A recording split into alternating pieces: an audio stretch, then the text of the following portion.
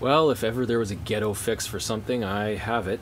This is my 10-year-old Philips Sonicare toothbrush, and the button has stopped working reliably. I'm pressing it, no activity, but you can tell that it's charging because the light turns on when it's on its charger. So this is how I fix it. Let's pop the top off. I'll try to do this one-handed. We're gonna go over to my vise. Oh yeah, let's drop the whole thing on the ground. Maybe that fixed it. Okay, so putting it in the vise. Gonna have to set the phone down for a second. Okay, we're in the vise, and you only have to squeeze it a little bit, enough to distort the shape of the toothbrush itself to get like a screwdriver in there. It doesn't take a lot of prying. It'll come out pretty easily. Just need it up high enough that you can kind of pull it out with your finger. Here we go.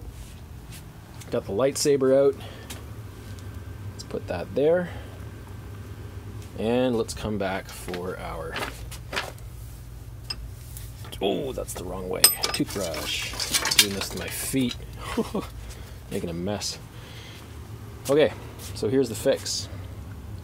That power button is worn out, for me anyway, of being pressed slightly up, I guess, and straight on. So what you can do is you can grab your screwdriver, reach in there, and I'm going to put the phone down. You can kind of reach in, and there are two little hooks on the either side of the button aiming that way. So if you take your screwdriver, you pop one of those hooks, you can pop the button up. So there we go, button's out. I'm just gonna flip it around, put it back in.